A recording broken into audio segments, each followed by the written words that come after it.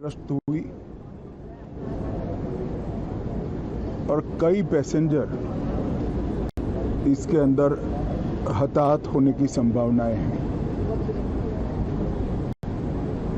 इस घटना से पूरा देश क्षुब्ध है और पूरा देश एक साथ पूर्ण संवेदनाओं के साथ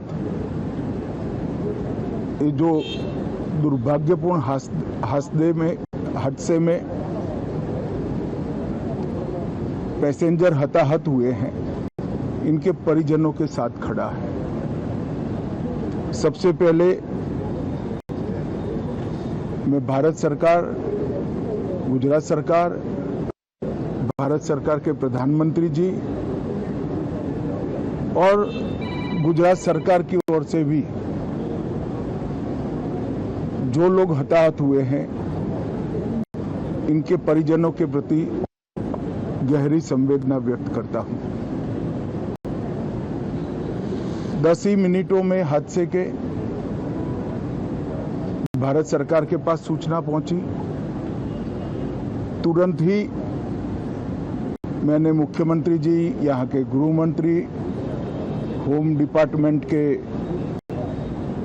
control room, civil aviation department, civil aviation मंत्री, सभी से संपर्क किया। प्रधानमंत्री जी का भी तुरंत ही फोन आ गया और भारत सरकार और गुजरात सरकार के सभी डिपार्टमेंट एक साथ होकर राहत और बचाव कार्य में लगे। इस विमान में कुल मिलाकर 230 यात्री देश के और विदेश के और 12 क्रू मेंबर सवार थे। इसमें से एक यात्री का बचने का अच्छा समाचार मिला है, मैं उनको मिलकर आया हूं। मृत्यु का आंकड़ा तो डीएनए परीक्षण और यात्रियों की पहचान के बाद ही अथॉरिटी अधिकृत रूप से घोषित करेगी, मगर जो यात्री बचा है उसको मैं मिलकर आया हूं। घटना के तुरंत बाद गुजरात सरकार ने बहुत त्वरा से डिजास्टर मैनेजमेंट की सारी इकाइयों को अलर्ट करते हुए, चाहे हेल्थ डिपार्टमेंट हो, चाहे फायर ब्रिगेड हो, चाहे पुलिस विभाग हो, भारत सरकार की भी सीएपीएफ को संपर्क कर सभी ने एक साथ मिलकर राहत और बचाव का कार्य चालू किया। मगर 1.25 लाख लीटर ईंधन विमान के अंदर ही था और लगभग गर्मी, तापमान इतना ऊंचा हो गया कि किसी को बचाने की मौका ही नहीं मिला। अब मैं घटना स्थान पर भी जाकर आया हूं। सारे यात्रियों के मृतदेह को बाहर निकालने का काम लगभग समाप्त हो चुका है। जितने यात्रियों के परिजन यहां पहुंच चुके हैं, वो सबका डीएनए लेने की कार्यवाही भी 2-3 घंटों में समाप्त हो जाएगी।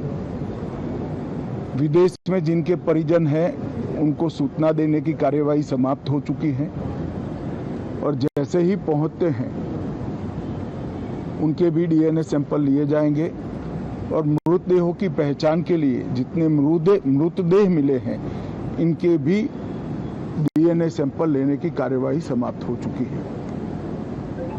गुजरात में ही लगभग 1000 के आसपास डीएनए टेस्ट करने पड़ेंगे। ये सभी टेस्ट करने की क्षमता गुजरात में विकसित है, तो डीएनए टेस्टिंग के लिए कहीं गुजरात के बाहर जाने की जरूरत नहीं पड़ेगी। गुजरात की एफएसएल और नेशनल फॉरेंसिक साइंस यूनिवर्सिटी दोनों मिलकर कम से कम समय में डीएनए का परीक्षण पूरा करने के बाद परिवारजनों को अपना मृतदेह परिजन का मृतदेह सौंपने का काम करेंगे। उनके रहने की सुविधा, उनकी सांत्वना की सुविधा, जिनको मेडिकल प्रॉब्लम ट्रॉमा के कारण हुए इनकी मेडिकल की सुविधा, ये सारी व्यवस्था बहुत सुचारू रूप से हो चुकी है। अभी रिव्यू मीटिंग में सारी व्यवस्थाओं को हम सब मंत्रियों ने साथ में मिलकर देखा है। एविएशन डिपार्टमेंट ने अपनी जांच शुरू कर दी है और जांच तेजी से आगे बढ़े इसके लिए भी एविएशन मंत्री जी ने सूचनाएं दी है। मैं फिर से एक बार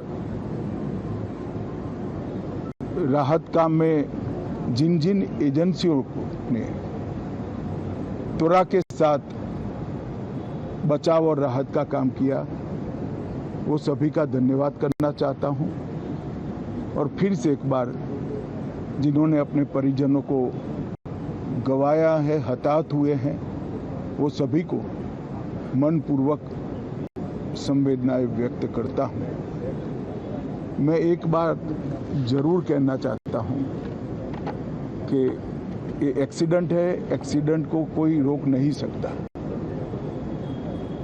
परंतु 365 दिन 24 घंटा इस तरह की घटना के लिए प्रशासन का जो अलर्टनेस है उसकी कसौटी उसी वक्त होती है जब ऐसी घटनाएं होती है। और आज गुजरात के डिजास्टर मैनेजमेंट की तैयारियों का एक प्रकार से दुर्भाग्यपूर्ण तरीके से मगर कसौटी हुआ और बहुत त्वरा के साथ यहाँ पर काम किया गया, वो पूरे देश के मीडिया के सामने और परिजनों के सामने भी आया है। अंत में मैं फिर से एक बार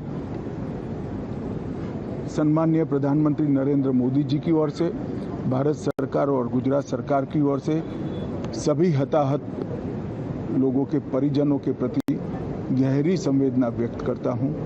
धन्यवाद।